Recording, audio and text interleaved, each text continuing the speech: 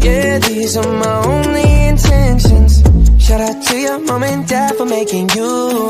Standing ovation, they did a great job raising you. Manakah yang mempunyai kadar karbohidrat paling sedikit? Apakah roti ini, atau sepiring nasi, ataupun sekaleng soda? Ini adalah pertanyaan jebakan. Walaupun kadar lemak, vitamin, dan nutrisi lainnya berbeda, kadar karbohidratnya tetap sama. Lalu, apa artinya bagi asupan makanan terhadap kita? Pertama, karbohidrat adalah kategori nutrisi untuk gula dan molekul yang akan dibongkar tubuh menjadi gula. Karbohidrat bisa sederhana atau kompleks tergantung pada strukturnya. Ini adalah gula sederhana atau monosakarida, glukosa, fruktosa, dan galaktosa. Gabungan dari gula sederhana maka akan didapatkan disakarida, laktosa, maltosa, dan sukrosa. Sebaliknya, karbohidrat kompleks terdiri dari 3 atau lebih gula sederhana. Karbohidrat kompleks dengan 3-10 gula terhubung membentuk oligosakarida. Karbohidrat kompleks dengan lebih dari 10 gula sederhana disebut polisakarida. Di dalam pencernaan, tubuh kita memecah karbohidrat kompleks menjadi blok-blok monosakarida sederhana yang dapat digunakan oleh sel tubuh sebagai energi. Jika kita memakan makanan tinggi karbohidrat, maka tingkat gula darah kita akan meningkat sekitar 1 sendok teh. Tapi organ pencernaan memiliki respon berbeda terhadap karbohidrat.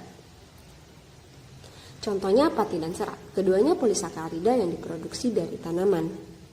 Keduanya terdiri dari ratusan hingga ribuan monosakarida yang terikat bersama. Tapi keduanya terikat secara berlainan sehingga memiliki efek berbeda pada tubuh. Pati menyimpan cadangan energi di dalam akar dan biji, di mana molekul glukosa pati dihubungkan oleh ikatan alfa dan dapat dengan mudah dicerna oleh enzim pencernaan. Tapi serat memiliki ikatan beta pada molekul monosakaridanya dan tidak bisa dicerna oleh tubuh. Serat juga dapat mengikat pati sehingga pati tidak bisa dicerna oleh tubuh. Hal ini disebut sebagai pati resisten. Jika makanan tinggi dapat mudah dicerna, seperti biskuit dan roti, dan cepat meningkatkan kadar glukosa dalam darah, sama seperti ketika kita minum minuman tinggi glukosa seperti soda. Makanan ini punya indeks glisemik tinggi. Kadar glukosa dalam 2 makanan ini meningkatkan kadar gula dalam darah. Soda dan roti putih memiliki indeks glisemik yang mirip karena keduanya punya efek yang sama pada gula darah. Tapi jika kita makan makanan tinggi serat seperti sayur, buah, dan gandum, ikatan beta pada serat menghambat produksi glukosa ke darah. Serat memiliki kadar glisemik lebih rendah. Saat gula berpindah dari saluran pencernaan ke aliran darah, tubuh bereaksi untuk menyebarkan gula ke jaringan tubuh, di mana gula diproses menjadi energi dalam bentuk ATP.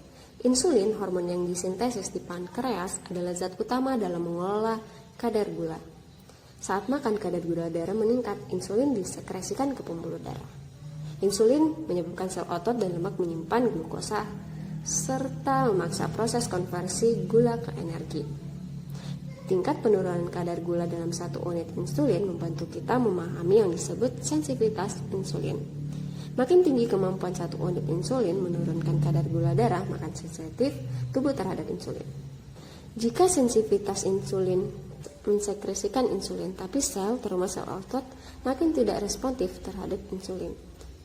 Mengkonsumsi karbohidrat langsung dalam jumlah besar dapat menyebabkan resistensi insulin, dan ilmuwan percaya hal ini akan berakibat fatal hingga menyebabkan sindrom metabolisme.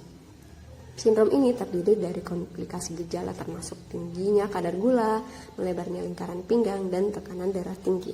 Sindrom ini menyebabkan penyakit lain seperti penyakit kardiovaskular dan diabetes tipe 2.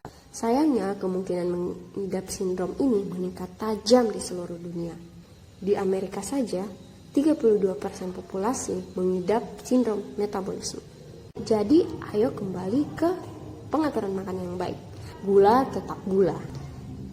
Jadi, mungkin kita akan melewatkan pasta, sushi, pita, burrito, donat, burger, roti lapis, agar kita tetap sehat.